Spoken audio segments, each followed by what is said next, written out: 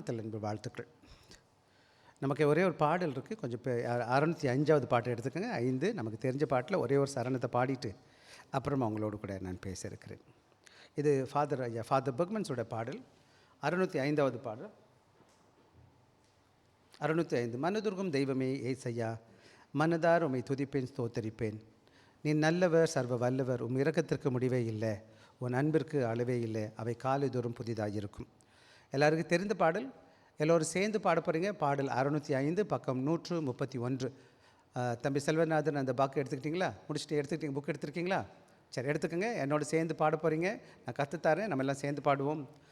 மனதுருகும் தெய்வமே ஏசையா, மனதார துதிப்பேன் ஸ்தோத்தரிப்பேன். மனதுருகும் தெய்வமே ஏசையா, உம்மை மனதார துதிப்பேன் ஸ்தோத்தரிப்பேன். நீ நல்லவர், சர்வ வல்லவர், நீ நல்லவர், சர்வ வல்லவர், உம் இரக்கத்திற்கு முடிவே இல்லை, உம் அன்பிற்கு அளவே இல்லை, அவை காலைதோறும் புதிதாயிருக்கும், அவை காலைதோறும் புதிதாயிருக்கும். மனதுருகும் தெய்வமே ஏசையா, உம்மை மனதார துதிப்பேன் ஸ்தோத்தரிப்பேன். மெய்யாக எங்களது பாடுகளை ஏற்றுக்கொண்டு துக்கங்களை சுமந்து கொண்டேன். மெய்யாக எங்களது பாடுகளை ஏற்றுக்கொண்டு துக்கங்களை சுமந்து கொண்டேன்.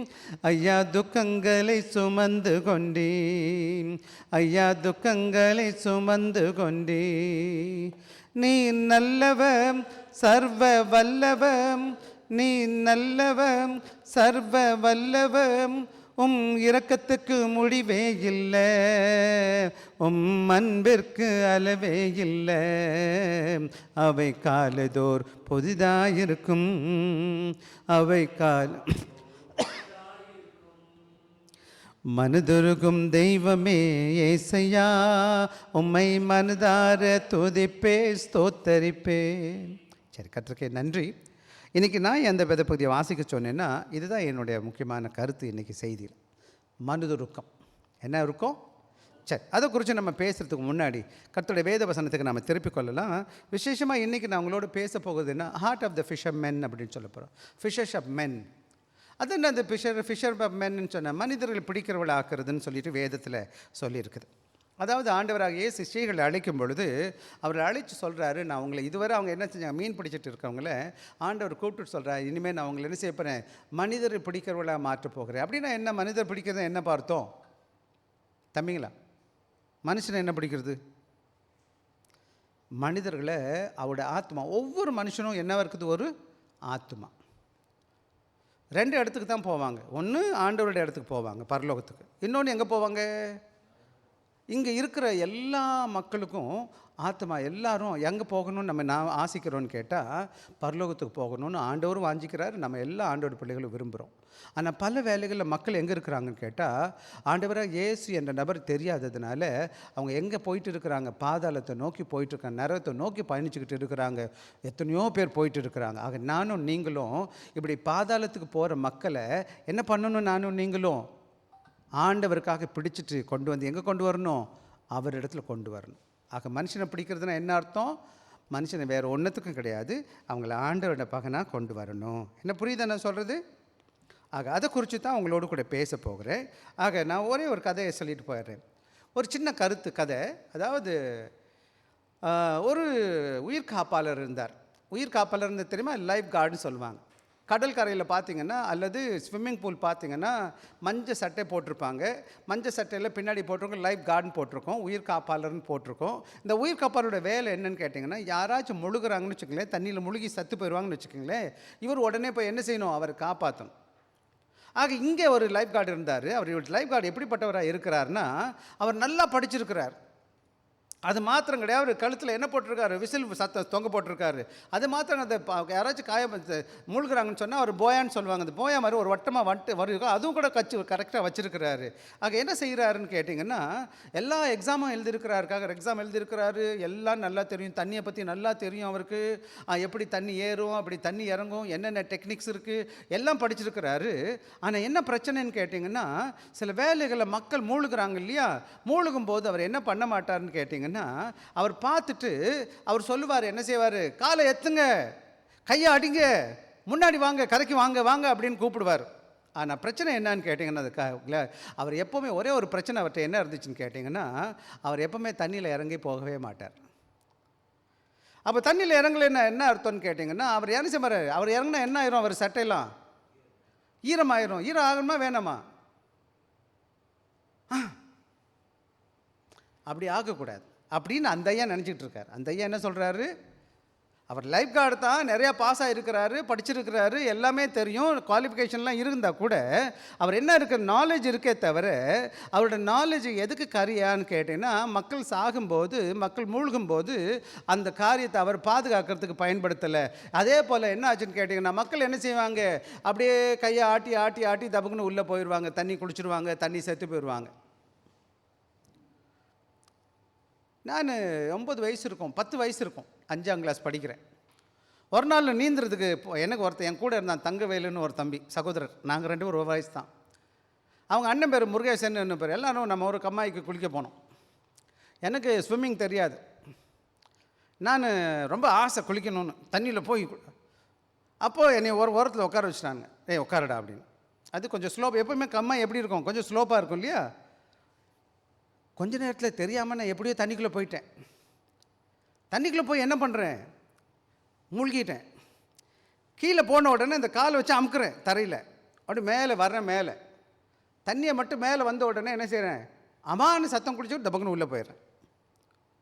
அப்புறம் கீழே அமுக்குறேன், திருப்பி மேலே வர்றேன். இதே வரை 3 முறை. நல்ல வேலை முருகேசன் பார்த்துட்டான், தங்கவேல் அண்ணன் பார்த்துட்டான். அவன் எடுத்து வந்து இப்படி போட்டான் என்ன. அன்னைக்கு அது இது எப்போ எத்தனை வயசுனா, அந்த அந்தன்னு 1980ன்னு வச்சுக்கோங்களேன், 10 வயசு. அன்றைக்கி நல்ல வேலை முருகேசன் பார்க்கலைன்னா என்ன இருக்கும் சொல்லு பாருங்க. என்னப்பா, நான் இங்கே இருந்திருக்க மாட்டேன், நம்ம யாரும் இருந்திருக்க மாட்டோம், நான் இருந்திருக்க மாட்டேன்னு வச்சுக்கோங்களேன். நல்ல வேலை முருகேசனை கடவுள் காப்பாற்றிட்டார், முருகேசனால் என்னையை காப்பாற்றிட்டார். இப்போ என்ன சொல்ல வர்றேன் அப்படின்னு கேட்டிங்கன்னா, இன்றைக்கி சபை எப்படிப்பட்டதாக இருக்குதுன்னு கேட்டிங்கன்னா, நம்ம எல்லாரும் வேதம் தெரிஞ்ச பக்தவா, பெரிய லைஃப் கார்டு சேவியர்ஸ். நம்மளாம் என்ன உயிர் காப்பாளர்களும் வேதம் நல்லா தெரியும் பாஸ்டர், பைபிள் வச்சுருக்கணும், எல்லாம் பைபிள் இந்த எப்படி வாழணும் எப்படி வாழக்கூடாதுன்னு எல்லாம் சொல்லிக் கொடுக்குது பாஸ்டர். எங்களுக்கு தலைகீழ பைபிள் தெரியும், கவர் டு கவர் எங்களுக்கு நல்லா பைபிள் தெரியும், எப்படி ரட்சிப்புனா என்னன்னு பேச தெரியும், எல்லா ஆண்டவரை பற்றி பேசுகிறதுக்கெலாம் ரொம்ப நல்லா தெரியும் எனக்கு. ஆனால் என்ன நடக்குதுன்னு கேட்டிங்கன்னா, இதெல்லாம் ஆராதனையில் 4 செவத்துக்குள்ளே மட்டும் நம்ம அதிகமாக பேசுகிறோமே தவிர, இந்த உலகத்தில் ஆண்டவர் அறியாத கூட்ட மக்கள் போயிட்டு இருக்கிறாங்க. பாவத்திலையும் பாவத்தினால் வந்த சாபத்துலேயும் இந்த உலகம் எப்படி இருக்குன்னா கடலை போல் இருக்குது. எப்படி பாவத்தில் விழுந்த கடலை போல் இருக்குது. ஒரு பாட்டு இருக்குது, ஏசுயந்தன் படகோட்டியா இருப்பதினால் எனக்கொன்றும் பயமில்லையே, பாவமான கடல் போல உலகம் இருக்குது. பாவமான கடல் போல பாவமும் அயோக்கியத்தனமும் திருடும் கொலையும் கொட்டலையும். இப்போ போனீங்கன்னா நம்ம பிள்ளைங்கள்லாம் பார்த்தீங்கன்னா, நம்ம டாமெட்ரிலாம் போனால் போதும். நேற்று ரவுண்ட் அடிச்சுட்டு வந்தேன். என்னையா பண்ணுறானுங்க நம்ம பசங்களாம், என்னையா பண்ணுறான், ஐயோ எனக்கு ரொம்ப மன கஷ்டம். ஐயோ இந்த பையெல்லாம் இப்படி ஆயிட்டானே அப்படின்னு சொல்லிட்டு. ஆக மொத்தத்தில் இந்த பாவமான உலகத்தில் இந்த மக்கள் பாவத்தில் மிதந்துக்கிட்டு இருக்கிறாங்க. சில நேரங்களில் நான் பார்க்கும்போது இந்த பூமியே மிதக்கிற மாதிரி தெரியுது. ஏன்னா இந்த ஆள் இப்படி போகிறான். எப்படி போகிறான், இந்த பக்கத்தில் இந்த பக்கம் போகிறான், இந்த பக்கத்தில் இந்த பக்கம். கப்பலில் ட்ராவல் பண்ணியிருக்கீங்களா, கப்பலில் போயிருக்கீங்களா? கப்பல் வந்து சில வேலை நல்லா அலை அடிக்க ஆரம்பிச்சிடும். அலை அடிச்சிச்சுன்னா என்ன தொப்புன்னு விழுந்துருவோம். ஏன்னா இப்படி கப்பல் ரோல் ஆகும். இல்லை சில வேலை இப்படி போகும் கப்பல். அப்போ தண்ணி போகும்போது நடக்க முடியுமா? அப்புறம் பிடிச்சி போவோம். ஏன்னா விழுந்துருவோம் நம்ம எல்லோரும். நம்ம தண்ணி அடிக்காட்டி கூட அப்படியே நம்மால் இங்கே என்ன செய்கிறான், தரையிலேயே தள்ளாடிக்கிட்டு போகிறோம். ஸோ நான் இதெல்லாம் சொல்ல வேண்டியதில்லை. நீங்களாம் நிறைய பேர், உங்கள் ஃப்ரெண்டெல்லாம் நிறைய பேர், உங்கள் கூட பிள்ளை பார்க்குறவன், உங்கள் கூட இருக்கிறவன் எல்லாரும் மிதக்கிறான். ஆக இந்த உலகம் எப்படி இருக்குன்னு கேட்டிங்கன்னா, அன்பான பிள்ளைகளே, இன்றைக்கி பலவிதமாக்கிற மக்கள் கிறிஸ்தவ திருச்சபையின் மக்களுக்கு சொல்லுகிற காரியம், நானும் நீங்களுமே இந்த உலகத்தில் பாவமான உலக மக்களில் வாழ்ந்துட்டு இருக்கிறோம். மக்கள் என்ன செய்கிறாங்க? பாவத்திலையும் குடியிலும் வெறியிலும் அயோக்கியத்தனத்திலும் மோசமான வாழ்ந்துட்டு இருக்கிறாங்க. ஆனால் இந்த கால வேலையில் என்ன நடக்குதுன்னு கேட்டால், ஆண்டவராக இயேசு கிறிஸ்து என்ன சொல்லுகிறாருன்னு கேட்டிங்கன்னா, நாம் உண்மையான உயிர் காப்பாளர்களாக காணப்பட வேண்டும். இயேசு கிறிஸ்துவை போல இயேசு கிறிஸ்து இந்த உலகத்தில் வாழும் பொழுது அவர் உண்மையாகவே உயிர் காப்பாளராக லைஃப் கார்டாக இருந்திருக்கிறாரு. எனவே நாம் அவர் எப்படிப்பட்ட இருதயமுள்ளவராக இருக்கிறார் என்பதை உணர்ந்து அப்படிப்பட்ட இருதயமுள்ளவர்களாய் காணப்பட வேண்டும். டாக்டர் புரியுதானே சொல்கிறது? ஏதாச்சும் சில வேளை எனக்கு இந்த டவுட் வருது. நான் சொல்கிறது புரியுதா புரியலையான்னு எனக்கு ஒரு அப்பப்போ டவுட் வருது. ஏன் அப்படி வருது தெரியுமா உங்களுக்கு? இப்படியே கல் மாதிரி உட்காந்து அசைய ஒன்றும் நான் இப்படி செவத்துக்கிட்ட பேசினா ஏதாச்சும் பண்ணுமா? இந்த செவர் ஒன்றும் பண்ணாது இல்லையா? அதே மாதிரி நம்மால் என்ன எது வேணாலும் பேச அப்படி.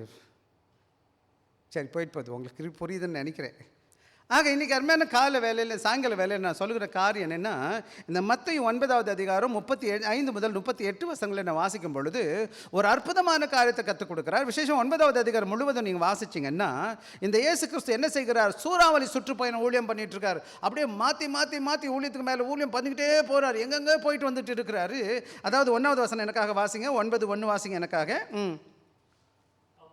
அப்பொழுது மடுவில் ஏறி இக்கரைப்பட்டு தம்முடைய பட்டணத்துக்கு வந்தார்.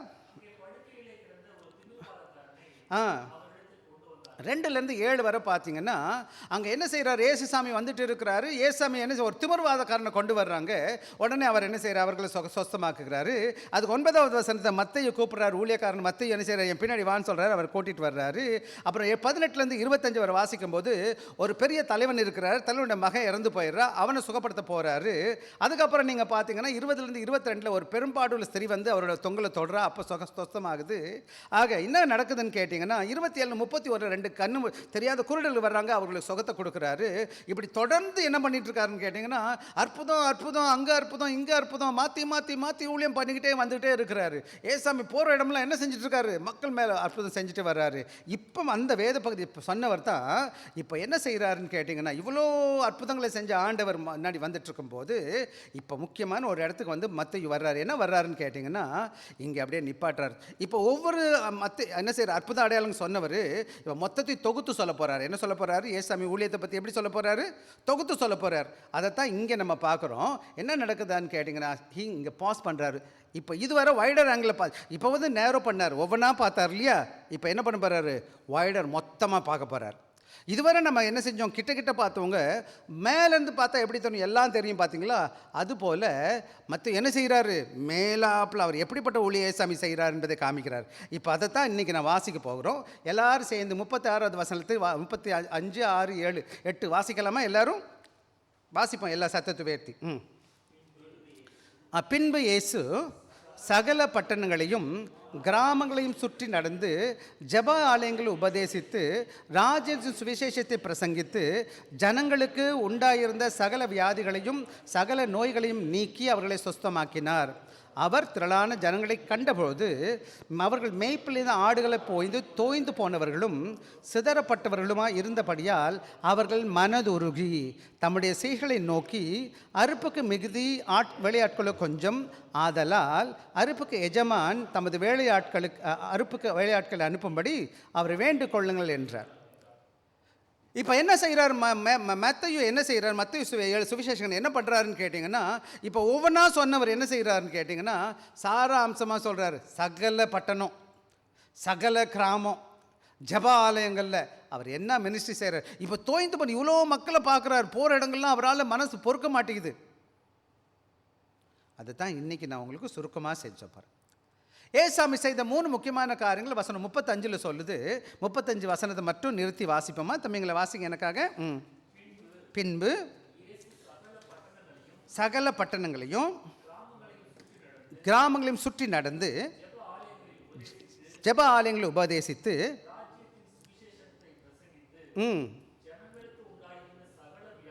வியாதிகளையும் நோய்களையும் இங்கே பார்த்தீங்கன்னா அவரோட பேட்டர்ன் சொல்லுவாங்க. பேட்டர்ன்னா என்னென்னா, அவர் செய்கிற ஊழியத்தின் மாதிரி எப்படி இருந்துச்சுன்னு கேட்டிங்கன்னா, 35வது வசனம் என்ன சொல்லுதுன்னா, அவர் செய்த ஊழியத்தின் மாதிரி சொல்லியிருக்குது. அவர் என்ன செய்கிறாரா, சுற்றி திரிந்து. என்ன செஞ்சுப்பா, என்னப்பா செஞ்சாரப்பா? அப்படியே சுற்றி திரியுதுன்னா என்ன அர்த்தம்? இன்றைக்கி நம்ம சர்ச்சை விட்டு வெளியிலே போக மாட்டோம். நம்ம எங்கே தான் இருப்போம்? எங்கே தான் பிரசங்கம் பண்ணுவோம்? எனக்கு புல்பீட்டில் தான் பிரசங்கம் பண்ணுவேன் பாஸ்டர். வெளியில் போயெல்லாம் வாயை திறக்க மாட்டேன் பாஸ்டர். ஏசாமி என்ன பண்ணுறாருன்னா, இ வாசன் ஸ்டாட்டிக்னு சொல்லுவாங்க. ஸ்டாட்டிக்னா என்னது? ஒரே இடத்துல நிற்கல. It disturb a booth in Capernaum, wait for the crowd to come, he went to them, invited the villages. அப்படின்னா என்ன அர்த்தம்னு கேட்டிங்கன்னா, அவர் என்ன செய்கிறாருன்னு கேட்டாங்க ஏசுசாமி. அவர் இடத்துல உட்கார ஒரு ஆஃபீஸ் போட்டுட்டு எல்லாரும் என்னை தேடி வாங்க தேடி வாங்கன்னு சொல்லலை, அல்ல தேடி வருவாங்கன்னு காத்துக்கு இருக்கல. அவர் என்ன பண்ணினாருன்னு கேட்டிங்கன்னா, ஒவ்வொரு கிராமங்களாக போயிட்டார். என்ன போகுதுப்பா? சகல பட்டணங்களையும் சகல ஆண்டவர், இந்த உலகத்தை படைத்த சர்வ வல்லவர் ஆண்டவராக இயேசு கிறிஸ்து இந்த பூமி, அழுக்கான பூமியில் வந்து அவர் பாதத்தில் என்ன செய்து, காலில் தூசி படிகிற மாதிரி எல்லா இடங்களிலும் என்ன செய்கிறார் இயேசுசாமி? இந்த பூமியில் நடக்கிறார். இந்த உலகத்தில் இயேசு கிறிஸ்து வந்தது நோக்கம் என்னன்னு கேட்டிங்கன்னா, அவர் இந்த உலகத்தில் எல்லா மனிதரையும் சந்திப்பதற்காக வந்திருக்கிறார். அவருடைய இருதயம் எப்படிப்பட்டதாக இருக்குன்னு கேட்டிங்கன்னா, அன்பான பிள்ளைகளே, அவர் எல்லாரும் சந்திப்பதற்கு வந்திருக்கிறார். அவர் கொடுத்த ஒரு ஊழியம் எப்படி இருக்கணும்னு கேட்டால், அது ஒரு இயக்கம் எப்படி இருக்கு, நாம் எல்லாரும் எங்கே இருக்கிறாங்களோ மக்கள் அங்கே நம்ம போகணுமே தவிர அவங்க இங்கே வரணும்னு காத்துக்கிட்டு இருக்கக்கூடாது. சில நேரங்களில் திருச்சபையானது இருக்கிற இடத்துக்கு போகிறது கிடையாது, இருந்த இடத்துலேயே உட்காந்துக்கிட்டு எல்லாரும் வரணும்னு காத்துக்கிட்டு இருக்கிறது. அது நல்ல ஆரோக்கியமான உபதேசம் கிடையாது, நல்ல ஊழியம் கிடையாது. இன்றைக்கி நிறையா பேர் போகிறதே கிடையாது, சொல்கிறதே கிடையாது. அது ஆரோக்கியமாக. ஏசாமி என்ன செஞ்சார்? பூமிக்கு, பரலோகத்துலேருந்து பூமிக்கு வந்தார். சீஷர்கள் எங்கே மக்கள் இருந்தாங்களோ அங்கே போனாங்க. இன்றைக்கி நானும் நீங்களும் போகிறோமா, போக மாட்டோமா? ஏன் போகலை? என்னாச்சு கதை? சரி, அப்புறம் எப்படி போன ஏசாமி என்ன பண்ணினாருன்னு பார்ப்போமா? 3 முக்கியமான காரியத்தை செய்தார். எங்கே போனாலும் வாசிப்போம் எனக்காக. அதாவது இயேசு சகல பட்டணங்கள் கிராமங்களையும் சுற்றி நடந்து ஜெப ஆலயங்களை என்ன செய்கிறாரா? உபதேசிக்கிறார். அவர் எங்கெங்கே வாய்ப்பு கிடைக்குதுமோ அவர் என்ன செய்கிறாரு? வேதத்தை விளக்கி சொல்கிறத பார்க்கலாம். அவர்களுக்கு வேதத்தின் ஞானத்தை, கர்த்தருடைய வார்த்தையை குறித்து அவர்கள் மனதில் சிந்தையில் சிந்திப்பதற்கு அவர்கள் தூண்டி விடுகிறவராக இருக்கிறார். அது மாத்திரம் கிடையாது, ஒருத்தருடைய விசுவாசம் நல்ல அஸ்திபாரமாக இருக்கணும்னா வேத ஞானம் வேணும். வேதம் என்னன்னு சொல்ல தெரிஞ்சாதான் அவன் என்ன விசுவாசிக்கிறான்னு தெரியும். வேதம் தெரியாமல் அவன் என்னத்தை விசுவாசிப்பான்? நீங்கள் சொல்லுங்கள் பார்க்கலாம். இப்போ நான் சொல்கிறது உங்களுக்கு புரியணும்னு சொன்னால், வேதம் நல்லா தெரிஞ்சால் மட்டும்தான் கொஞ்சம் கொஞ்சம் புரியும். இப்போ புதுசாக ஒருத்தர் வந்தான்னா என்ன இந்த பாஸ்டர் பேசுகிறாருன்னு தெரியாமல் இருக்கும். காரணம் என்ன? அவருக்கு புதுசாக இருக்கிறாரு, அவருக்கு வேதம் தெரியாது, அவர் போதிக்கப்படணும். அப்போ நீங்களும் நானும் வேதத்தை போதிக்கணும். ஆண்டவருடைய ஊழியத்தில் முதல் செஞ்சது என்னன்னு கேட்டால், இந்த மக்கள் என்ன செஞ்சுருக்கிறாங்க? ஆண்டவருடைய அஸ்திபாரம் இல்லாமல் இருக்கிறாங்க, என்ன சத்தியம்னு தெரியாமல் இருக்கிறாங்க. அவர் சத்தியத்தை போதிச்சார். எனவே நானும் நீங்கள் என்ன செய்யணும்? போதிக்கப்படணும். நான் ரட்சிக்கப்படுவதற்கு போதிக்கப்பட்டிருக்க வேண்டும் என்பதை நான் புரிஞ்சுக்கணும். சரிதானுங்களா? ஆக 2வது முக்கியமான காரியம், கொஞ்சம் வேகமாக போயிடுச்சு, இருங்க ஒரு நிமிஷம். நான்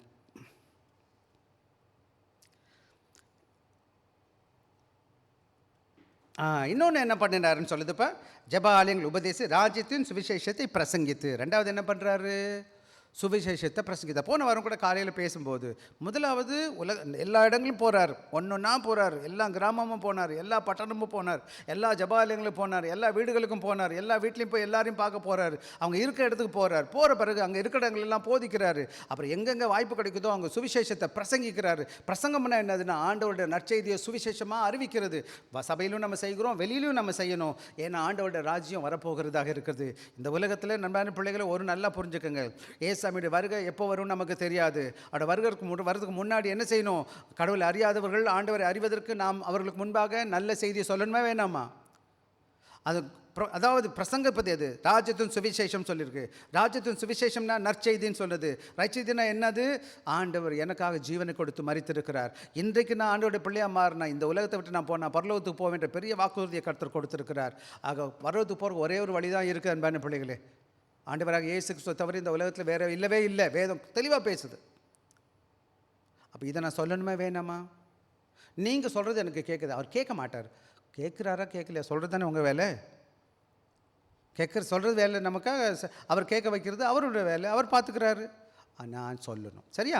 அடுத்த முக்கியமான காரியம் என்னன்னு கேட்டிங்கன்னா, ஹீலிங் தெரப்பாவோன்னு சொல்லுவாங்க. தெரப்பான்னா தெரப்பின்னு சொல்கிற வார்த்தையிலேருந்து வந்திருக்கு. தெரப்பாவோ அப்படின்னா என்னது? ஹீல் பண்ணுறது என்னன்னு கேட்டால் அதை பார்க்குற அந்த வசனம் சொல்லுது, ஜனங்களுக்கு உண்டாயிருந்த பிரசங்கித்து ஜனங்களுக்கு உண்டாயிருந்த சகல வியாதிகளையும் சகல நோய்களையும் நீக்கி அவர்களை சொஸ்தமாக்கினார். இன்றைக்கி நம்ம பார்க்கும்போது நல்லா போதிக்கிறோம், ரொம்ப சந்தோஷம்.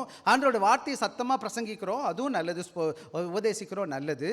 ஆனால் மறந்துடக்கூடாது, எல்லா மக்களுக்கும் சரீர தேவைகள் இருக்குது. சுகவீனமாக இருக்கிறாங்க, மனபாரத்தோடு இருக்கிறாங்க, கஷ்டத்தோடு இருக்கிறாங்க, ஃபிசிக்கல் நீடுன்னு சொல்லுவாங்க, சரீர தேவைகள் இருக்கிறதுனால ஆண்டவர் தம்முடைய வல்லமையை கொண்டு அவர்களுக்கு எல்லாருக்கும் என்ன செய்கிறார்? சரீர சுகத்தை கொடுக்கறத நம்ம பார்க்க முடியும் நம்ம வல்லையில். ஆக புஷிங் என்ன ஆச்சுன்னா, பாவத்தினால் வந்த விளைவு தான் இந்த உலகத்தில் உள்ள வியாதியும் மரணமும் கஷ்டமும் பாரங்களும். ஆண்டவராக இயேசு என்ன செய்கிறார்? அதுக்கு மேலே வல்லமை உள்ளவராக இருக்கிறதுனால அவர் என்ன செய்ய, வியாதிகள் மேலே, என்ன நோய்கள் மேலே, டெத்து மரணத்து மூலம் அவர்கள் அக்கறை கொடுத்துருக்கிறார். ஆக ஆண்டவராக இயேசு கிறிஸ்து செய்த ஊழியம் என்னதுன்னு கேட்டால் பூரணமான ஊழியம், பரிபூர்ணமான ஊழியம். ஆக என்ன செய்கிறார்? சிந்தைக்கு, இருதயத்துக்கு, அது மாத்திரம் கிடையாது, சரீரத்துக்குரிய ஊழியங்களை செய்து இருக்கிறார். அதனால நம்முடைய ஊழியம் எப்படிப்பட்டதாக இருக்கணும்னு கேட்டிங்கன்னா, வார்த்தையிலையும் செய்கையிலையும் காணப்பட வேண்டும். வார்த்தையில் மாத்திரம் இருக்கலாமாப்பா? எனவே நம்முடைய வாழ்க்கையில் நாம் சத்தியத்தை சொல்லும் பொழுது இரக்கத்தோடு கூட உண்மையுள்ளதாக, உண்மை சொல்லணும், ஆனால் இரக்க உடையதாக காணப்படணும். அது மாத்திரம் கிடையாது. நம்ம இந்த காலங்களில் நிறைய பேர் என்ன செய்யணும், ஆண்டோட பிள்ளைகளை பற்றி சொல்வதுக்கு பதிலாக நம்ம பெரிய பிரசங்கியாராக போய் கண்டதை பேசுகிறோமே தவிர செய்கிறோமா செய்ய மாட்டோமா? பல வேலைகளில் நம்மளோட கடவுளோட பிள்ளைங்க, மற்றவங்க கடவுள் பிள்ளைங்க, நிறைய பிள்ளைங்க கடவுள் பிள்ளைங்க கடவுள் வசனத்தை கேட்காமல் இருப்பதுக்கு காரணம் என்னன்னு கேட்டிங்கன்னா, நம்ம பேசுகிறது ஒன்று, நம்ம செய்யாமல் இருக்கிறோம். எனவே நானும் நீங்கள் என்ன செய்யணும்? ஆண்டவராக இயேசு இந்த பூமியில் வரும்போது எப்படி வந்தார்? ஒரு சாதாரண வேலைக்காரனை போல் என்ன சரி அடிமையாக வந்தார். அவர் எல்லாருக்கும் சேவை செஞ்சார். ஆக அவர் எங்கே பிள்ளைகள் இருந்தாங்களோ அங்கே போய் அவர்களை சந்தித்தார். அதுபோல் நீங்களும் நான் அவங்களோட கஷ்டத்தில், அவங்களோட பிரச்சனையில் உதவி செய்தார்.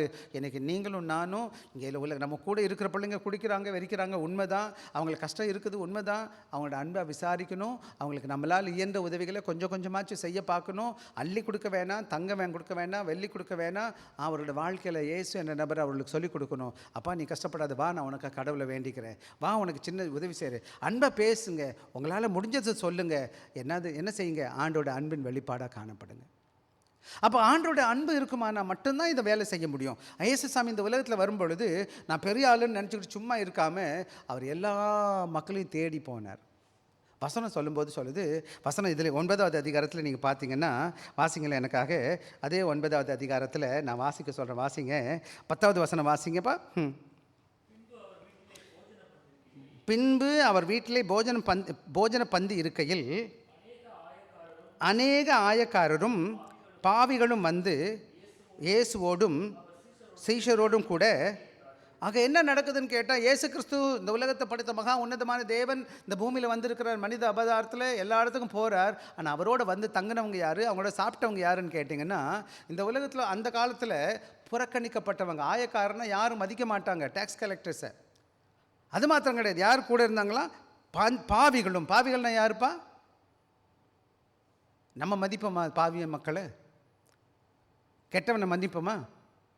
எனக்கு நான் சின்ன வயசில் கொஞ்சம் படிச்சுட்டு கொஞ்சம் பெரிய ஆளாக கவர்மெண்ட் டீச்சரை வேலை பார்க்குறேன். யாராச்சும் குடிச்சிட்டு வந்துட்டால் நான் பேசவே மாட்டேன்.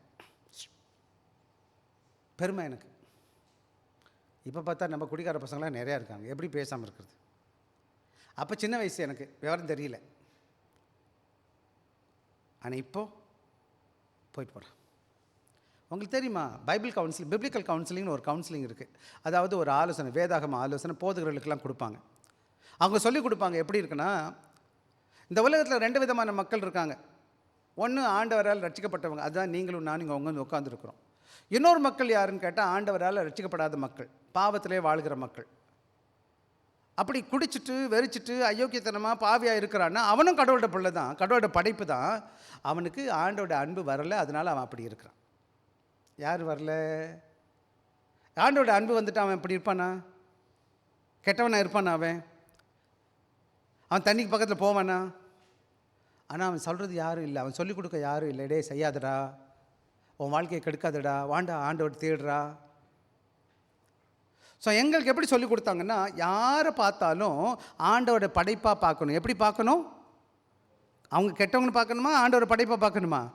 இப்போ இயேசுசாமி இங்கே வர்றாரு, இந்த இடத்துல நிற்கிறாரு. ஒரு 2 பேர் வர்றாங்க, ரொம்ப பக்திமான்னு சொல்கிற இன்னொருத்தர் வர்றான், இன்னொருத்தன் ஐயோக்கியன் குடிகாரன் ஒருத்தர் வர்றான். ஆண்டவர் குடிகாரனை பார்த்து துரத்திடுவாரா என்ன? துரத்துவாரா? பைபிளில் நிறைய ரெஃபரன்ஸ் இருக்குது. ஏசாமி பாவிகளோடு கூட என்ன செஞ்சார்? ஒரு பொம்பளை ஒரு சகோதரி வந்த சமாரிய பெண்ணுன்னு, அவளுக்கு 5 புருஷன் இருந்தாங்க. உலகமெல்லாம் பாவி பாவின்னு திட்டுச்சு. இவர்கிட்ட பேசிகிட்டு இருக்கிறா. ஏசாமி சொல்கிறாரு, ஏசுவை பார்த்து போய் மாறிட்டா. அவள் போனது மாத்திரம் கிடையாது, அந்த கிராமத்தையே கூட்டிகிட்டு வந்துட்டா. ஆவி பாவி. அதான் இதே வசனம் வாசிங்களேன். எனக்கு 11வது 12வது வசனம். 9, 11, 12. பரிசேயர் அதை கண்டு அவர் சீஷர்களை நோக்கி, உங்கள் போதகர் ஆயக்காரரோடும் பாவிகளோடும் போஜம் பண்ணுகிறது என்னவென்று கேட்டார்கள். இயேசு அதை கேட்டு, பிணியாண்டிகளுக்கு வைத்தியன் வேண்டியதே அல்லாமல் யாருக்கு இந்த உலகத்தில் ரட்சிப்பு வேணும்? இந்த உலகத்தில் நானும் நீங்களும் ஆண்டோட கிருபையாக ஆண்டோட பாதத்தில் வந்துட்டோம். குடிக்கலை வெறிக்கலை பண்ணலாம், நல்லவங்களாக இருக்கலாம். ஆனால் இன்றைக்கி கடவுளை அறியாத லட்சக்கணக்கான மக்கள் உங்களை சுற்றி இருக்கிறாங்க. அவர்களை எப்படியாச்சும் நீங்கள் ஆண்டவரை பற்றி சொல்லிட்டீங்கன்னா, அவனை பாதுகாத்துட்டிங்கன்னா, நீங்கள் செய்த பெரிய நன்மை என்னன்னு கேட்டால், அவன் வாழ்க்கையில் இயேசு என்ற நபர் அன்பை கொடுக்கணும். விசேஷமாக அவன் வாழ்க்கை அவன் பாதுகாக்கப்படுவான். ஆண்டவர் உங்களை நேசிக்கிறார், பாவிகளையும் நேசிக்கிறார். ஆக அதனால் என்ன செய்கிறாருன்னா, வர்றாரு, கிராமம் போகிறாரு, பட்டணமாக போகிறாரு, ஜெபாலயங்களில் போகிறாரு, எல்லா இடத்துக்கும் போகிறாரு. ஆண்டோட அன்பை பிரதிபலிக்கிறாரு, அவருடைய கிருபை வெளிப்படுத்துகிறத நம்ம பார்க்க முடியும். அன்பான பிள்ளைகளே, 2வது முக்கியமான பிரச்சனை 36வது வசனம் வாசிங்க. என்ன பிரச்சனைன்னு பாருங்களேன். இப்போது வாசிப்போம். அவர் திரளான ஜனங்களை கண்ட பொழுது மேய்ப்பன் இல்லாத ஆடுகளைப் போல தோய்ந்து போனவர்களும் சிதறப்பட்டவர்களுமாக இருந்தபடியால், இங்கே பார்த்தீங்கன்னா ஒரு சில காரியங்கள் இருக்குது. when he saw, அவர்களை பார்த்தபோது, கண்டபோது, எப்படி பார்த்தாரம்பா? எப்போதுமே முக்கியமான பார்வை என்னன்னு கேட்டிங்கன்னா, பல வேலைகளை நம்ம பார்த்துட்டு பார்க்காம போயிடுவோம். பார்த்துருக்கீங்களா? என்ன நடக்குதுன்னே தெரியாது. நம்மளால் இந்த காலங்களில் என்ன செய்யறோம்? எவனா அடிபட்டு கிடந்தா என்ன பண்ணுவான்? போய் என்னையா பண்ணுவீங்க? அடிபடுந்தா, ரோட்டில் அடிபட்டு கிடந்தா என்ன பண்ணுவீங்க? 2 காரியம் செய்யும். எந்திரிச்சு கண்டுக்காமல் போயிடுவீங்க. இல்லைன்னா போய் டிவியை போட்டு இதை தூக்கி என்ன செஞ்சுருவீங்க? ஃபோட்டோ எடுக்கிறத ஆரம்பிச்சிருவீங்க, வீடியோ எடுக்கிறது. இப்போல்லாம் பொழப்பு எப்படி இருக்குது? கஷ்டப்பட்டு கிடக்கும்போது இன்னும் பண்ணுறதே கிடையாது. ஏசுசாமி என்ன செய்யலைன்னு கேட்டிங்கன்னா, அங்கேருந்த சீஷர்கள் எப்படி பார்த்தாங்கன்னு கேட்டிங்கன்னா, அது தலைவலியாக பார்த்தாங்க, பிரச்சனையாக பார்த்தாங்க. என்ன இது ஒரு பிரச்சனை, விட்டுருங்க போயிட்டு போகிறாங்க, அனுப்பிடுங்க. இன்றைக்கி நீங்களும் நானும் ஒரு பிரச்சனை வருது, சபைக்குள்ள யாராச்சும் வர்றாங்க, கஷ்டப்படுறாங்க, பேசுவோம், வாங்க பேசுவோம், ஜெபிப்போம். பிரச்சனையோடு தான் மக்கள் வர்றாங்க, எல்லோரும் பிரச்சனையோடு தான் இருக்கிறாங்க. ஆனால் ஏசுசாமி பார்க்கும்போது எப்படி பார்த்தாருன்னா, அவர்கள் மேலோட்டமாக பார்த்தாங்க, ஆண்டவரோட ஆழமாக பார்க்குறாரு, அவங்களோட சூழ்நிலை பார்க்குறாரு. அவங்கள கண்களை பார்த்த உடனே புரிஞ்சுக்கிட்டாரு, ஐயோ ஏதோ பிரச்சனை இருக்குப்பா இவங்களுக்குன்னு தெரிஞ்சுக்கிறாரு. என்ன செய்கிறாருமா? புரிஞ்சுக்கிறாரு. அப்போ அவர் பிரச்சனை எப்படி பார்க்குறாருன்னு பார்த்தீங்கன்னா, 2 காரியத்தை பார்க்குறாரு. முதலாவது, மேய்ப்பன் இல்லாத ஆடுகளை போல. அப்படின்னா என்னது?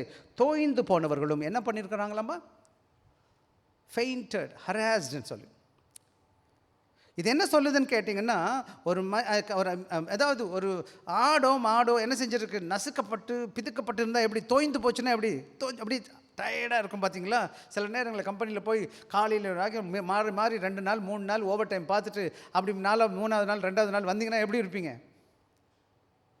அப்படியே பார்த்து. நான் சில பிள்ளைங்க இருந்திருக்காங்க. சில வேலை நான் விசிட்டேஷன் போவேன். அவன் சாயங்காலம் ஓவராலில் வருவான், கில்லாலாம் போட்டு ஒரு மாதிரி போட்டு விறுவிறுத்து அப்படி வந்து நிற்பான். பாவான்னு பார்த்தாலே எப்படி இருப்பான்? ஐயோ அப்பா, ஏன்டா சிங்கப்பூர் வந்தோம். அதில் வேறு சில வேலை கப்பலில் எல்லாம் இந்த டேங்க்கில் எல்லாம் இறங்கி வேலை பார்க்கணும். 2-3 பசங்க வந்தானுங்க, ஓட்டமாக ஓடி போயிட்டாங்க. ஐயோ இதெல்லாம் என்னால் பார்க்க முடியாது. பேசுகிறது ரொம்ப சுலபம், செய்கிறது ரொம்ப கஷ்டம். ஏசாமி மேலோட்டமாக, நீங்களாம் மேலோட்டமாக பார்க்குறீங்க, ஆண்டவர் உள்ளே பார்க்குறாரு. சில வேலை நம்ம மாதிரி ஆளுங்க என்ன செய்வோன்னா, ஒருத்தவங்க வர்றாங்கன்னா அவங்கள யோசிக்கிறது பேசிட்டு தான் இருக்கிறோம், ஆனால் அவங்க பின்னாடி எப்படி இருக்குன்னு நம்ம யோசிப்போம். சில காரியங்கள் எங்களுக்கு கொஞ்சம் கொஞ்சம் தெரிகிற மாதிரி தெரியும். ஆனால் ஆண்டவர் தானே, ஆண்டவருக்கு எல்லாம் தெரியும் இல்லையா? அவர் எப்படி இருக்கிறாங்கன்னா, என்னது இந்த உலகத்தால் பீடிக்கப்பட்டவங்க, என்னது இந்த உலகத்தில் அழிந்து பாரத்தோடு சுமந்து வாழ்க்கையில் பிரச்சனை, மன கஷ்டம், போராட்டம், ஒரு பக்கம் பிரச்சனை, விதவிதமான பிரச்சனை, வேலையில் பிரச்சனை, குடும்பத்தில் பிரச்சனை, தேவை எங்கெங்கேயோ என்ன பண்ணுறதுன்னு தெரியல. ஒரு ஐயா சகோதரனை பார்த்துருக்கேன். ஒரு நாள் ஒரு ஐயாவை பார்த்து அழுகிறார், ஓன்னு அழுகிறார். என்ன பிரச்சனை? அவங்க தங்கச்சிக்கு கிட்னி ஃபெயிலியர். இங்கே இருந்து அவர் காசு அவர் புல்லு வெட்டுற வேலை பார்த்தவர். புல்லு வெட்டுற இந்த பக்கத்தில் தான் ஒரு இருந்துச்சு. புல்லு வெட்டுறவர் வில்லை பார்த்து வெட்டி என்ன செய்கிறாரு, தங்கச்சிக்கு அனுப்பிட்டார். அங்கே தங்கச்சிக்கு கிட்னி டிரான்ஸ்பிளான்ட் பண்ணியும் அந்த பிள்ளை இறந்து போச்சு. காசும் போச்சு, தங்கச்சியும் போச்சு. பல வேலைகள் இந்த உலகம் நம்மளை அலக்கழிக்குது. எங்கே போகிறதுன்னு தெரியல, என்ன பண்ணுறதுன்னு தெரியல, எப்படி செய்கிறதுன்னு தெரியல. ஆக இயேசு கிறிஸ்து பார்க்கும்போது, அந்த ஜனங்களை பார்க்கும்போது அவர்கள் எப்படிப்பட்டவங்களாக இருக்காங்க? தோய்ந்து போனவர்களாக இருக்கிறாங்க. அது மாத்திரம் கிடையாது. என்னன்னு கேட்டால், அந்த உலக மக்கள், அதாவது இந்த நாட்டு மக்கள், பரிசேயர்கள் சதுசேயர்கள் என்ன பண்ணியிருக்கிறாங்கன்னு கேட்டிங்கன்னா, சட்டம் அது இதை போட்டு அமுக்கி அதை பண்ணு இதை பண்ணாதன்னு சொல்லிட்டு ஆண்டவர் அறியாத மக்களுக்கு நிறையா சடங்குகளை வச்சுருக்கிறாங்க. பார்த்துருக்கீங்களா? அங்கே போகணும், இங்கே போகணும், அதை பண்ணணும், இதை பண்ணணும், அது கொடுக்கணும், இது கொடுக்கணும், அப்படி போட்டு வாங்கி வச்சுருக்காங்க. அது மாத்திரங்க. ஒரு பக்கம் பாவம், இது கடையில் பாவம் வந்து குடி வெறி, டெய்லி சம்பாதிக்க வேண்டியது, டெய்லி டப்பாவை தூக்கிட்டு உட்காந்துருக்க வேண்டியதான் ஒரு ஓடத்தில். சம்பாதிச்ச காசுலாம் எங்கே போச்சுன்னு கேட்டால் ஒன்றுமே இல்லை கையில். ஒரு முறை எங்கள் பக்கத்தில் ஒரு இடம் இருக்குது, பக்கத்தில் இந்த டிரைவிங் ஸ்கூல் இருக்குது, டிரைவிங் ஸ்கூல் பக்கத்தில் ஒரு டீ கடை இருக்குது. நான் மத்தியானத்தில் போயிட்டேன். அங்கே போயிட்டேன். ஒரு பையன் என்ன செய்யறான், ஒரு சின்ன டேபிள் மேலே உட்காந்துருக்கிறான், ஒரே ஒரு டீ வாங்கிட்டு உட்காந்துருக்கான், அழுக்காக இருக்கிறான், லுங்கி கட்டி இருக்கிறான். அவன்கிட்ட கேட்டேன், அடா என்னப்பா இந்த நேரத்தில் வேலைக்கு போகல? பகலில் உட்காந்துருக்கிறான். பகலில் உட்காந்தோடனே கேட்டேன், என்னப்பா ஆச்சு, ஏப்பா வேலைக்கு போகல? அவன் பேர் கேட்டால் சக்திவேல்னு சொன்னான். என்னடா ஆச்சு? ஒரு வாரம் அவன் சொன்னான், நான் குதிச்சு செத்துடலான்னு நினைக்கிறேன். ஏன்டா? அங்கே பக்கத்தில் நமக்கு மெரினா பேன்ஸில் சூதாட்ட கடை இருக்குது, சூதாட்ட கூடம். ஐயா போய் 2000 ரூபாய்க்கு சூதாடி இருக்கிறார். சம்பளம் வாங்கி 2000 ரூபாய் சூதாடி என்ன போச்சு? இப்போது 2000 போச்சு. சரி 2000 விட்டுட்டோமே, நீ 2000 வாங்கணும்ல, இப்போது இன்னும் 2000 கடை வாங்கி விளையாண்டுருக்கிறார். அந்த 2000 போச்சு. சரி இந்த 2000 4000 போச்சு. இன்னும் 2000 வாங்கி பிடிப்போன்னு பார்த்தா அந்த 2000 போச்சு. இந்த 2000 வாங்குறதுக்கு இன்னும் 2000 வாங்கி விளையாண்டு இருக்கிறான். மொத்தம் 8000 ரூபாய் கடை. டீ வாங்கிட்டு உட்காந்துருக்கிறான். என்ன சொல்கிறான்? 8000 எப்படி கட்டி முடிப்பான்? எப்படி கட்ட முடியும்? அவனுக்கு எவனாச்சும் என்னை மாதிரி ஆளை பார்த்துருந்தா கொஞ்சம் சொல்லிடுறே, வேணாண்டா வாடா. நீங்கள் யாராவது சொல்லியிருந்தீங்கன்னா கேட்டிருப்பானா? கேட்காட்டி கூட சொல்லியிருக்கலாம்ல அட்லீஸ்ட். அவன் சொல்கிறான், நான் ஊருக்கு எப்படி போவேன், எப்படி 8000 கட்டுவேன்? அவன் அப்படி தான் இருக்கான், அழுக்காக உட்காந்துருக்கிறான். இன்றைக்கி மக்களுக்கு என்ன பண்ணணும்னு தெரியல, எது சரின்னு தெரியல. ஒரு பக்கம் பாவம் அழுத்திக்கிட்டு உட்காந்துருக்குது, இன்னொரு பக்கம் தேவைகளும் உடம்பு கரைச்ச காரியங்களும் இருக்குது.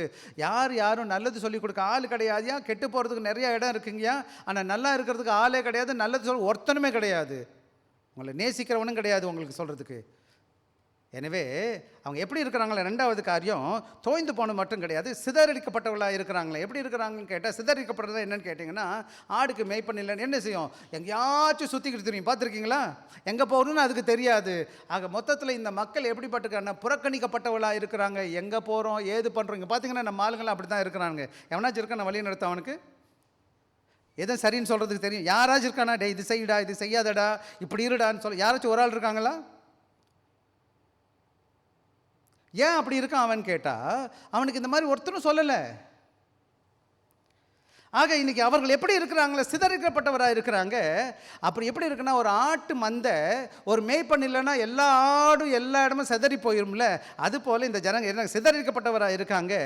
எப்போதும் அப்படி சிதறிக்கிறதுனால எப்போ ஆடு தனியாக சுற்றுதோ அப்போ என்ன நடக்கும், ஓனாய் வந்து என்ன செஞ்சிடும், ஈஸியாக கொண்டுடும், அடிச்சிடும். இல்லை போய் இன்னும் சில வேலைகளில் மலை மேலே போய் தொப்புன்னு கீழே விழுந்துடும். எல்லா விதமான ஆபத்தில் மாட்டிக்கிறோம். ஏன்னா வழி நடத்த மேய்ப்பன் இல்லை. மேய்ப்பன் இருந்தால் என்ன செஞ்சிடுவான், வரட்டி கொண்டு வந்துடுவான், பாதுகாப்பாக வச்சுருவான். போனாய் வரும்போது பார்த்துருவான், இல்லை கீழே போய் புத்துன்னு மலையில் விழப்போகுதுன்னா பாதுகாத்துருவான், எந்த சூழ்நிலை வந்தாலும் பாதுகாத்துருவான். ஆனால் இந்த ஆட்டு எப்படி இருக்குது, இந்த கூட்டம் மேய்ப்பன் இல்லாத சிதறடிக்கப்பட்ட ஆடாக இருக்குது. அது மாத்திரம் கிடையாது, ரொம்ப முக்கியமானது, இந்த மேய்ப்பன் இல்லாத ஆட்டுக்கூட்டத்தை பார்த்த உடனே ஏசாமி எப்படி இருந்தாராம், அந்த வசனம் சொல்லுது, மனதுருகி அவர்கள் மேல் என்ன பண்ணினாராம், he was moved with compassion. இதுதான் ரொம்ப முக்கியமான இது. அதாவது இந்த வார்த்தையை பேசும்போது கிரேக்க பதத்தில் சொல்லும் பொழுது, அதாவது உள்ளத்தில் இருந்து, அதாவது வேலோட்டமாக ஒரு உணர்வு இல்லை, அதோ சோச்சோ நம்மளாம் பார்த்து ஐயோ பாவம் அப்படி சொல்லுவாங்க இல்லையா, அப்படி இல்லை. அப்படியே உள்ளத்தில் இருந்து அப்படியே ஒரு சில வித கொலை நடுங்குதுன்னு சொல்லுவாங்க பார்த்தீங்களா, அந்த மாதிரி அப்படியே வருத்தத்தோட என்ன செய்கிறாருன்னு கேட்டால், அதான் சொல்லுது, அதான் literally refers to being moved once guts in the bowels, seat of the deepest emotion. அப்படின்னா என்னது, ஒரு ஆழமான உணர்வு தான் அந்த மனதுருக்கம். சாதாரண இரக்கம் கிடையாது, இந்த மனது கசந்து அழுகிற மாதிரி அந்த உணர்வு. நமக்கு ரொம்ப நேசித்தவங்க யாருக்காச்சும் எதாவது ஆகிப்போச்சுன்னா எவ்வளோ பாதிப்பு ஏற்படுமோ, அதுக்கு மேலே இந்த பாதிப்பு ஏசாமி உணர்ந்து சொல்கிறாரு. அது என்னது, சும்மா அப்படி பாவம் மன்னிப்பு இது கிடையாது. என்னதுன்னு கேட்டால், வயிறு என்னது கீழே இருந்து விடுற மாதிரி, heart wrenching anguish over the state of the lost of the lost. அப்படின்னா என்னது, அவ்வளோ ஆழமான உணர்வு உணர்த்துகிறார் ஆண்டவராக இயேசு. இன்றைக்கி நீங்களும் நானும் ஆண்டோட சமூகத்தில் வந்திருக்கிறோம், நாம் நல்லா இருக்கிறோம், ஆண்டவர் நம்மளை பாதுகாத்திருக்கிறார், நல்ல வேலையை கொடுத்துருக்கிறாரு, சுகத்தை கொடுத்துருக்கிறாரு, குடும்பத்தை கொடுத்துருக்காரு. ஏதோ நம்ம தூரமாக இருந்தால் கூட என்னை இந்த வரை பாதுகாத்திருக்கிறாரு. ஆனால் ஆண்டவருக்கு நான் நன்றி செலுத்துகிறேன். ஆனால் என்னைக்கு விட்டுட்டு என் நண்பனும் என்னோட சகோதரனும் என் கூட இருக்கிற நிறையா பேர் எப்படி இருக்கான்னா, அவன் எப்படி இருக்கிறான்னு எனக்கு தெரியல. அவனுக்கு யார் நல்லது சொல்லுவா, யார் சொல்லி கொடுப்பா? எப்பயாச்சும் நம்ம மனம் பதச்சிருக்கா? எப்பயாச்சும் நீங்கள் அப்படி யோசிச்சிருக்கீங்களா, பாவமே அப்படின்னு நினைக்கிறீங்களா? என்றைக்கும் ஆண்டோட பிள்ளைகளுக்கு நான் சொல்லுகிற காரியம், இன்றைக்கி யாராச்சும் கஷ்டப்பட்டாங்கன்னா அவங்க கஷ்டம் இல்லை, அது என் கஷ்டமாக மாறிடும். யாராச்சும் வந்து என்கிட்ட சொல்லுவாங்க, பாஸ்டர் இது மாதிரி இருக்குதுன்னு சொன்னால் உடனே நான் என்ன செஞ்சிருவேன், அந்த பிரச்சனையெல்லாம் என் மைண்டில் தேறிடும். ஐயோ என் பிரச்சனைமாக மாறிடும். அடுத்த பிரச்சனை கிடையாது. இன்றைக்கி நம்ம எல்லாம் ஆண்டோட பிள்ளைங்களாக இருக்கிறோம், நம்ம எல்லாம் ஒரே குடும்பத்தில் காணப்படுகிறோம். ஒருத்தருக்கு ஒருத்தர் அன்புள்ள மனதுருக்கம் இருக்கணும். வெறும் கல் மாதிரி மனசு இருக்கக்கூடாதியா. இன்றைக்கி நிறைய பேரோட மனசு எப்படி இருக்குது, கல் மாதிரி. நம்முடைய மனசு கல் மாதிரி இருக்கக்கூடாது. ஆக இன்றைக்கி அதை தான் நம்ம பார்க்குறோம். இன்றைக்கி அப்ளிகேஷன் என்னன்னு கேட்டிங்கன்னா, the heart of the fisherman not primarily heart of duty but heart of the compassion. ஆக இன்றைக்கி நம்ம கடமைக்காக கடவுள் ஊழியத்தை பண்ணக்கூடாது. இந்த சபையில் கூட இன்றைக்கி 21 வருட காலங்களில் என்னை கடவுள் வச்சிருக்கிறாரு. நான் பணத்துக்கோ பதவிக்கோ பட்டத்துக்கோ நான் ஊழியம் பார்க்கல. நீங்கள் வந்து கொடுத்தா கொடுக்காட்டி போ, உனக்கு உன் பணத்தெல்லாம் எதிர்பார்த்து நான் ஊழியத்தில் நிற்கலை. காலையிலையும் சாயங்காலமும் ராத்திரியும் பகலும் எப்போ யார் கூப்பிட்டாலும் ஓடுவேன். ஒரே ஒரு காரணம் தான், ஏன்னா என்னை ஆண்டவர் நேசிச்சிருக்கிறார், நான் ஆண்டோட மகனாக இருக்கிறேன். என் மனசு கல் மாதிரி எனக்கு கடவுள் கொடுக்கல. கிருபையாக ஆண்டவருக்கு நன்றி உள்ளவனாக இருக்கிறேன். இன்றைக்கும் ஒன்றுன்னா நான் ஓடுவேன், என்னால் முடியுது, நான் ட்ரை பண்ணுவேன். யாரும் முகம் பார்க்க மாட்டேன், யார் எந்த ஊருக்குன்னு எனக்கு தெரியாது, எனக்கு கவலையே கிடையாது. ஒன்று தான், அவங்க கஷ்டம் எனக்கு கொடுத்த வாய்ப்பு ஆண்டவர் ஊழியத்தை செய்வதற்கு. யாரை கூப்பிட்டாலும் சரி, சர்ச்சுக்கு வரணும் வரல ஒரு கவலையும் கிடையாது. கூப்பிட்றாங்கன்னா ஓடி போய் நின்று பார்ப்பேன், போவேன்.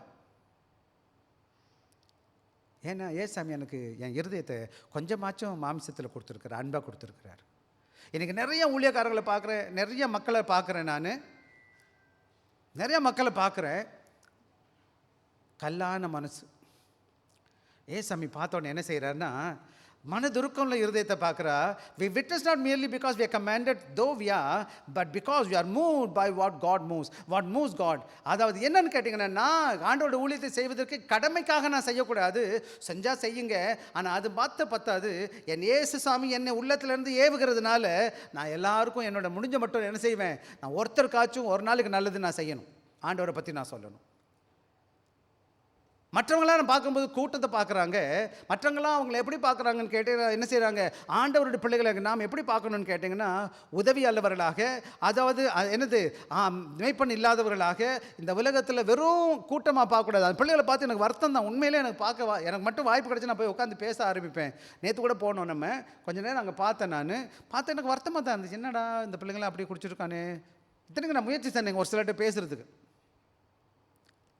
ஆனால் உங்களுக்கு என்னோட ஈஸி பேசுகிறது. யாருக்கு ரொம்ப ஈஸி பேசுகிறது? எனக்கு ஈஸியாக, உங்களுக்கு ஈஸியாக. ஆனால் நீங்கள் ஒரு வார்த்தை கூட பேச மாட்டீங்கன்னா என்ன பண்ணுறது? உங்களுக்கு சொல்கிறீங்க, அவன் திட்டிடுவான் பாஸ்டர், திட்டிட்டு போகிறான், நான் திருடவா சொன்னேன், ஏமாற்ற சொன்னேன்னா, பொய் சொன்னேன்னா, அவனுக்கு நல்லது சொல்கிறேன்ல, ஒரு நாள் யோசிப்பான்ல அவனுக்கு சொன்னான்னு சொல்லிவிட்டு. எப்போ என்னால் முடியுதோ உதவி செய்ய தயவு செய்து தாமதிக்காமல் நல்லது செய்ய பாருங்கள். அவங்க வெறும் பிரச்சனையாக பார்க்காதீங்க. அது மாத்திரம் கிடையாது. அப்புறம் 37 38 என்ன பிரச்சனை வாசிப்போம். எனக்கு ஆண்டவராக ஏசாமி சொன்னது என்னன்னு பாருங்கள். தம்முடைய சீஷர்களை நோக்கி அறுப்பு மிருதி ஆதலால் அனுப்பும்படி வேண்டிக் கொள்ளுங்கள் என்றார். இங்கே 2 காரியத்தை நம்ம பார்க்குறோம். இப்போ பார்த்துக்க, இதுவரை அவர் உலகம் போய் எல்லாரையும் பார்க்குறார், ஜனங்களை பார்த்துக்கிட்டே இருக்கிறார். அவர் ஊழியத்தை விழுந்து எல்லா கிராமத்துக்கும் செய்கிறார். அவர் உபதேசிக்கிறாரு, பிரசங்கிக்கிறாரு, சுகப்படுத்துகிறாரு. அப்புறம் ஜனங்களை பார்க்குறாரு. ஜனங்கள் எல்லாம் சிதறடிக்கப்பட்டவங்களா, தோய்ந்து போனவங்களா இருக்கிறாங்க. அவளை பாட்டவனை மனதுக்கு ரொம்ப உருகிட்டார். இதை சொன்னவர் இப்போ என்ன செய்கிறாருன்னு கேட்டிங்கன்னா, இப்போ என்ன சொல்ல வர்றாருன்னு கேட்டிங்கன்னா, இங்கே என்ன போட்டிருக்குன்னு கேட்டிங்கன்னா, இதுவரை மேய்ப்பன்னு சொன்னவர் இப்போ எதுக்கு வந்துட்டார்? இப்போ என்ன அடையாளத்துக்கு வந்துட்டாருன்னா, ஃபார்மிங்க்கு வந்துட்டார். முதல் என்ன சொல்லிட்டு இருந்தார்? மேய்ப்பன் சொன்னார் இல்லையா? மேய்ப்பன்னா என்னது? மேய்க்கிற தொழில். இப்போது விவசாய தொழிலுக்கு வந்துட்டார். அறுப்புக்கு என்ன இருக்குது? ஆட்கள் மிகுதி, வேலை ஆட்களும். ஆக என்னன்னு கேட்டிங்கன்னா, நமக்கு இன்றைக்கி அறுவடை மிகுதியாக இருக்கிறதுனா என்னென்னு கேட்டிங்கன்னா, அறுவடை அதிகமாக இருக்கிறது பிரச்சனை கிடையாது, அது ஒரு வாய்ப்பு. நிறைய அறுவடை இருந்தால் என்னப்பா? சங்கீதம் 126 வாசித்தோம். 166 5 6 வாசிக்கும் போது என்ன சொல்லுது? கண்ணீரோடு விதைக்கிறவே. அப்போ நிறைய அறுவடை இருந்தால் சந்தோஷமாக துக்கமா? அதாவது விதைக்க போகிறான், மூட்டையை தூக்கி போகிறான், விதைக்கிறான் 3 மாதமோ 6 மாதம் பாதுகாக்கிறான், எல்லாத்தையும் செய்கிறான். அப்புறம் ஒரு மூடை தான் போட்டான், ஆனால் 100 மூடை அறுவடை வந்துருச்சு. எப்படி இருப்பான்? துக்கமாக இருப்பானா, சந்தோஷமாக இருப்பானா? ஒரு மூடையாக தூக்கிட்டு போகும்போது விதைக்கும் போது அழுதானே? இப்போ 100 மூடை வந்துருச்சு, எப்படி இருக்கும்? எப்படி நீங்களாம் எப்படி சந்தோஷப்படுவீங்க? எப்படியே சந்தோஷப்படுவீங்க? ஐயோ 100 மூடை வந்துச்சு அப்படியே சொல்லுவீங்க? வாயெல்லாம் பல்லு அப்படி சிரிச்சிருச்சுக்கிட்டு அவ்வளோட சார் நல்ல செழிப்பானு, இன்றைக்கி ரொம்ப நல்லா இருக்குது, நிறைய அறுவடை வந்துருச்சு சொல்லுவீங்களா இல்லையா? இன்றைக்கி உலகத்தில் அறுவடை என்பது என்னென்னா, ஆண்டவர் கொடுக்குற வாய்ப்பு. இந்த உலகத்தில் மக்கள் எப்படி இருக்கிறாங்கன்னு கேட்டிங்கன்னா, அவர்களுக்கு வெறும் சைட் ஆஃப் பிட்டி கிடையாது, ஹார்வெஸ்ட் பொட்டென்ஷியல். இந்த மக்களை பார்க்கும் பொழுது அறுவடை மிகுந்து காணப்படுகிறது. இந்த இரக்கத்தின் பகுதி மட்டும் கிடையாது, இது ஒவ்வொரு பிரச்சனையும் ஒவ்வொரு குடிகாரனும் என்ன செய்ய கடவுள் கொடுத்த பெரிய பாக்கியம் எனக்கு ஊழியம் செய்வதற்கு. ஒரு முறை என்ன ஆச்சுன்னு கேட்டிங்கன்னா, ஆப்பிரிக்காவுக்கு ஒருத்தரை அனுப்பிடுறாங்களாம். அது ஷூ கம்பெனிக்காரன். என்ன கம்பெனிக்காரன்? ஷூ கம்பெனிக்காரன் போய் ஆப்பிரிக்காவில் போய் பார்த்துட்டு வாங்கப்பா, நம்ம ஷூ நம்மளாம் விற்கணும்னு சொன்னாங்களாம். அப்போ அவர் என்ன செஞ்சுருக்கிறாரு? அந்த ஷூ கம்பெனிக்காரர் போயிருக்கிறாரு. அங்கே எல்லோரும் பார்த்துருக்கா, எவன் காலையும் செருப்பு கிடையாது.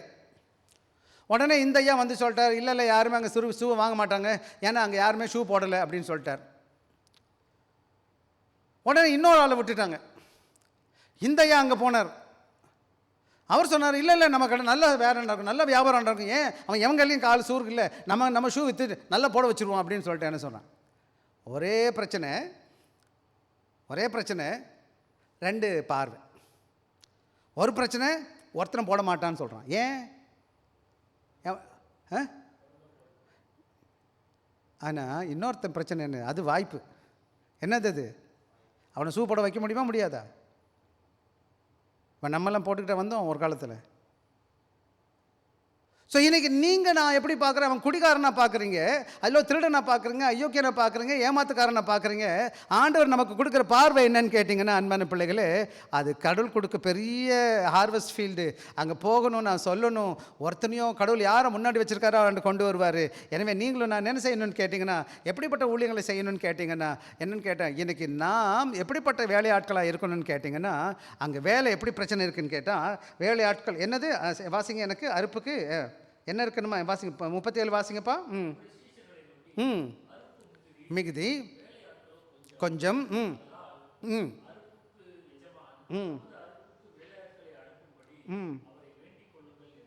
அறுப்பு மிகுதின்னு என்ன பார்த்தோம்? இங்கே இப்போ என்ன பிரச்சனை? இப்போ அறுப்பு கூட இருக்கா, வேலையால் குறைவாக இருக்கு? என்ன கூட இருக்குது? சில கம்பெனியில் வேலைக்கு ஆளை வெட்டிடுவான், போப்பா வேலை இல்லைப்பான்னு. ஏன்னு வேலை இல்லை அங்கே.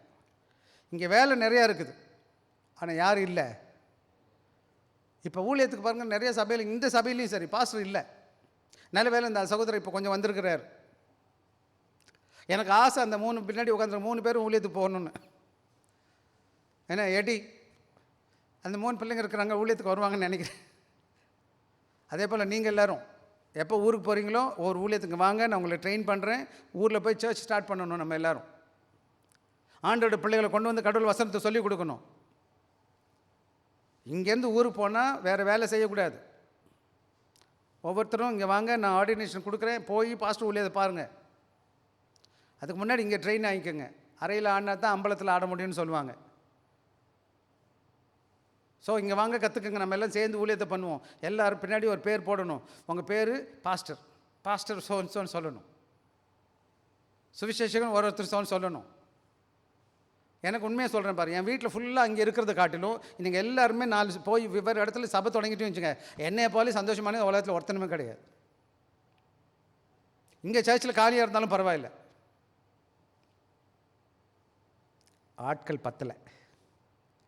இன்றைக்கி அன்றைக்கும் சரி இன்றைக்கும் சரி, இன்றைக்கி நல்லது செய்கிறதுக்கு குறைவான ஜனங்கள் இருக்கிறாங்க. நான் நல்லா இருக்கிறேன், ஆண்டவருக்கு நன்றி. அது மாத்திரம் பத்தாது அன்பான பிள்ளைகளே. இன்றைக்கி அடுவரை கூட இருக்குது, அறுப்பு மிகுதியாக இருக்குது, வேலையாட்கள் கொஞ்சமாக இருக்கிறோம். ஆக இன்றைக்கி குறைவு எதுன்னு கேட்டால் ஆட்கள் இல்லை என்பதை தானே தவிர. எனவே நீங்களும் நானும் என்ன செய்யணும்? உலகம் எங்கும் போய் ஆண்டோட மக்களை உண்மை கொண்டு வரணும். எனவே இந்த உலகத்தில் என்ன இருக்குன்னு கேட்டிங்கன்னா, எல்லா வயலும் என்ன செய்யுது? வயலும் அறுப்பா என்ன செஞ்சிருக்கு? அறுவடைக்கு தயாராக நிற்குது. எல்லா பயிரும் முத்தி நிற்குது. ஆனால் ஆள் இல்லை. என்ன ஆயிரும்? கொஞ்ச நாள் அந்த இடம்லாம், அந்த நெல்லெல்லாம் கீழே கொட்டி போயிடும், பயிரெல்லாம் கொட்டி போயிடும், வீணாயிரும். அதே போல் வீணாகிற மாதிரி இன்றைக்கி நிறைய பேருடைய பிரச்சனை என்னன்னு கேட்டிங்கன்னா, அதை தான் நம்ம பார்த்து உட்காந்துருக்குறோம்.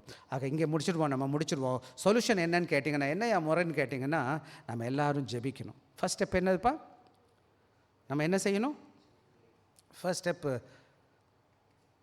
கமிட்டி போடக்கூடாது, பெரிய பில்டிங் கட்டக்கூடாது, மார்க்கெட்டிங் கேம்பெயின் பண்ண வேண்டாம். The first step is to prayer. நானும் நீங்களும் என்ன பண்ணணும்? ஜெபிக்கணும். ஆண்டவரே ஆத்மாக்கு கொண்டு ஆலைக்குள்ள ஊழியக்காரங்க கொடுங்க சுவாமி. நான் இந்த சபையில் என்னோடய ஜெபம் என்னன்னு சொல்லட்டுமா? எனக்கு நிறைய ஜனங்களுக்கு கொடுங்கன்னு கேட்கல. நான் கொடுத்தா ஸ்தோத்திரம், நன்றி. இந்த இடமெல்லாம் காலி இல்லாமல் ஃபுல்லாக இருந்தால் எனக்கு ரொம்ப சந்தோஷம். ஆனால் நான் ஆசைப்படுறேன், எனக்கு அப்புறமா உண்மையாக இந்த ஊழியத்தை நடத்த ஒரு ஊழியர் வேணும். நான் போயிடுவேன், நான் இங்கே நிற்க மாட்டேன் ரொம்ப நாளைக்கு. இன்னும் 5 வருஷமோ 10 வருஷமோ எனக்கு தெரியாது எவ்வளோ நாள் ஆண்டவர் வைக்கிறாரோ. என்னோடய காரியத்தை உண்மை உத்தமமாக செஞ்சுட்டு நான் பாட்டுக்கு யார்கிட்ட கொடுக்கணும்னு ஆசைப்பட்றேன். இப்போவே நான் தயார் பண்ண விரும்புகிறேன். ஆனால் நீங்கள் இந்த காரியத்துக்கு நான் ஜெபிக்கணும். என்ன பண்ணணும்ப்பா? என்ன பண்ணணும்? ஆண்டவர்கிட்ட வேண்டிக்கணும். எனவே நானும் நீங்களும் அதனால் என்ன சொல்கிறாரு? அதனால் அறுப்புக்கு ஆட்களை அனுப்பும்படி 38 வாசிங்கப்பா.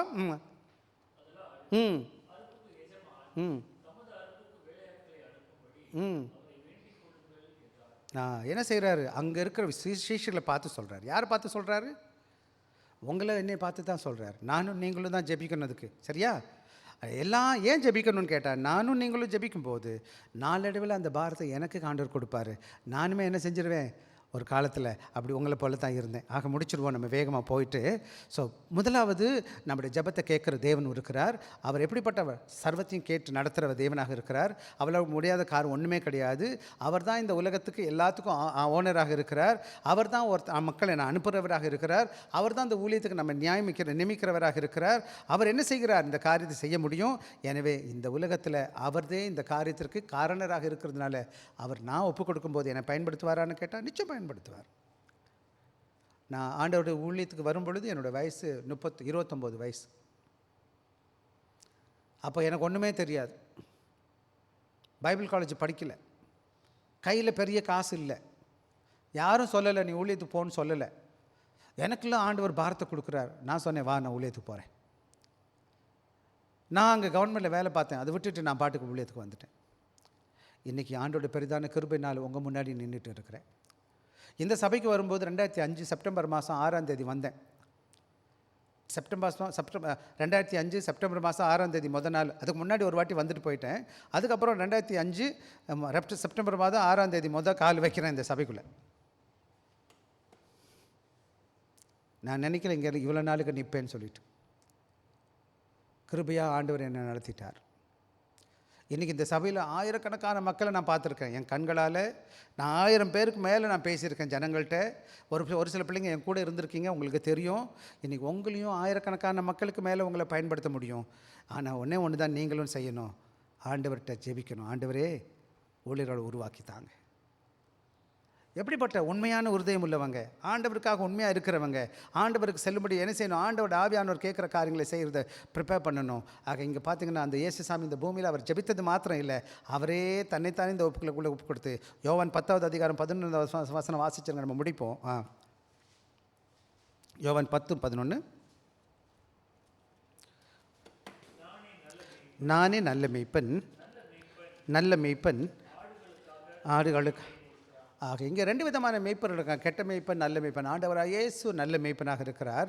அந்த இயேசுசாமி என்ன செய்கிறார், அவரே நல்ல மேய்ப்பனாக அந்த பூமியில் வந்து அவர் எனக்காக மரித்து உங்களுக்காக மரித்து நமக்கு மீட்பை கொடுத்துருக்கிறார். அன்பான பிள்ளைகளே, எனவே அவருடைய இருதயம் நமக்கு வேணும். அவரை போல் இந்த பூமியில் நான் வாழணும். அவர் இந்த உலகத்தில் தோய்ந்து போன மக்களுக்கும், அதாவது இந்த உலகத்தில் அந்த சிதறி இருக்க மக்களுக்கும் அவர் எப்படி வழிகாட்டியாக வந்தாரோ அதே போல் அவருடைய பிள்ளைகளாக நாம் என்ன செய்யணும், அவருடைய வழியை பின்பற்றி போகணும்.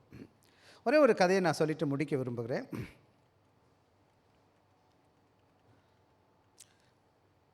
சிடி ஸ்டட்டுன்னு சொல்கிற ஒரு ஊழியக்காரர், ஒரு தன்னுடைய கடைசியில் அவருடைய சர்மனில் ஒரு காரியத்தை சொன்னார். அதை நம்ம பார்க்குறோம். ஒரு ஊர், அதாவது மேற்கத்திய உலகத்தில் நீங்கள் நல்லா பார்த்தீங்கன்னா எப்போவுமே பனி நிறையா பொழியும். பனி இருக்குது. ஒரு எங்கேயோ தூரமான இடத்துக்கு போயிடுறாரு, உட்லேண்டில் வயசில் என்ன பழைய இடத்துக்கு காட்டுக்குள்ளே போயிடுறாரு. எங்கே பார்த்தாலும் பனி பொழிஞ்சு கிடக்குது, குளிருது, ரொம்ப குளிருது, எங்கே போகிறதுன்னு தெரியல. அப்படியே பார்த்தா ஒரு தூரத்தில் ஒரு சின்ன குடிசை தெரியுது. அந்த குடிசைக்கு தூடி ஓடுறாரு. அங்கே ஒன்று கேட்டால் ஒரு ஸ்டவ் இருக்குது, சில மேட்ச் பாக்ஸ்னால் தீப்பெட்டியெல்லாம் இருக்குது. அவர் என்ன செய்கிறாரு, அந்த இதை பற்ற வச்சுட்டு அவர் என்ன செய்கிறார், குளிர ஆரம்பிக்கிறாரு. அவர் கதவு திறந்து பார்க்குறாரு. கதவு திறந்து பார்க்கும்போது என்ன ஆகுதுன்னு கேட்டால், இன்னொருத்தவங்க என்ன செய்கிறாங்க, அப்படியே அந்த குளிரில் செத்துக்கிட்டு இருக்கிறாங்க. அங்கே இருக்கிறார். இப்போ இவர் என்ன செய்யணும்னு கேட்டிங்கன்னா இங்கேருந்து அவர்களுக்கு போய் உதவி செய்யணும். இவர்கிட்ட தீப்பெட்டி இருக்குது, வசதி இருக்குது. ஆனால் இவர் நல்லா கடவுள் காப்பாற்றிட்டாரு, நல்ல சொகுசான இடத்துல இருக்கிறாரு. ஆனால் அங்கே இருக்கிறவங்க எப்படி இருக்காங்கன்னு கேட்டால் அவங்களுக்கு என்ன கிடையாது, குளிருக்கு காத்துட்ருக்காங்க. இப்போ இவர் ஒருத்தர் தான் அவங்களுக்கு காப்பாற்ற முடியும். இவர் போய் காப்பாற்றிட்டாருன்னா அவங்க காப்பாற்றப்படுவாங்க, இல்லைன்னா அவங்க செத்து போயிடுவாங்க. இப்போ பிரச்சனை என்னென்னா, இவர் கொஞ்சம் நேரம் இந்த குளிரை தாங்கிக்கிட்டு ஓடணும். ஓடுவார ஓட மாட்டார். இன்றைக்கி சபை அப்படி தான் இருக்குது.